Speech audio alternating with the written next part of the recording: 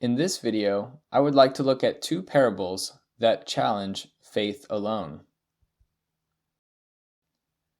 The two parables are the faithful and unfaithful servant and the parable of the minas. In both of these parables, a master entrusts his servants with a duty to do while he goes away. There's three groups of response to the master's command. In group number 1, we have the faithful servants. In the first parable, the master returns and makes these servants ruler over all that he has.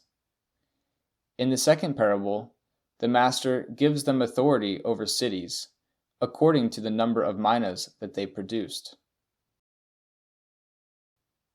The second category are the unfaithful servants.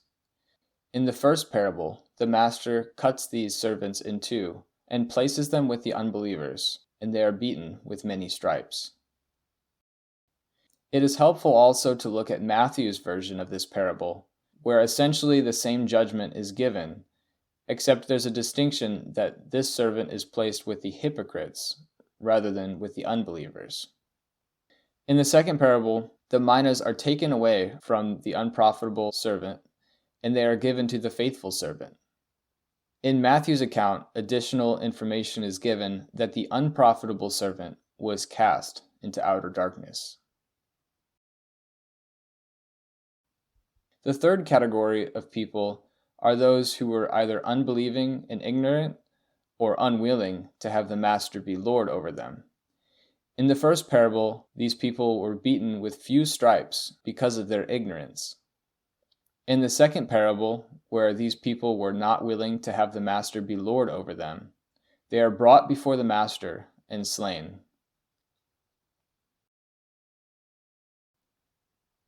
Looking back over these three categories of response, we should understand group number 1 and group number 2 to be Christians. This is because they are referred to as servants. Jesus is teaching his disciples through these parables that they had the possibility of being in group number 1 or group number 2. If they were found to be faithful servants, they would be rewarded. But if they were found to be unfaithful, their punishment would be worse than if they had not chosen to be disciples in the first place. Looking back at group number 2, in both of these parables, we can see that these people share a common trait. They knew the master's will and did not do it. Jesus completes the parable of the minas by saying, "Everyone who has will be given, and from him who does not have, even what he has will be taken away from him." Do you have works or faith alone?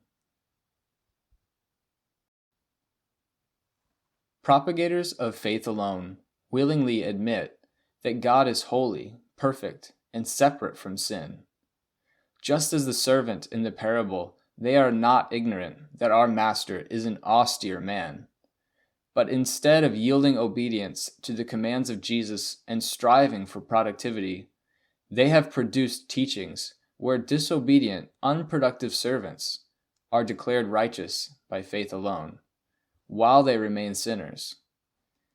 If obedience is not a requirement for salvation, then why does Jesus warn about the way that group number 2 responds to the master?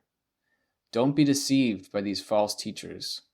Only those who have true faith and obey the master will be saved.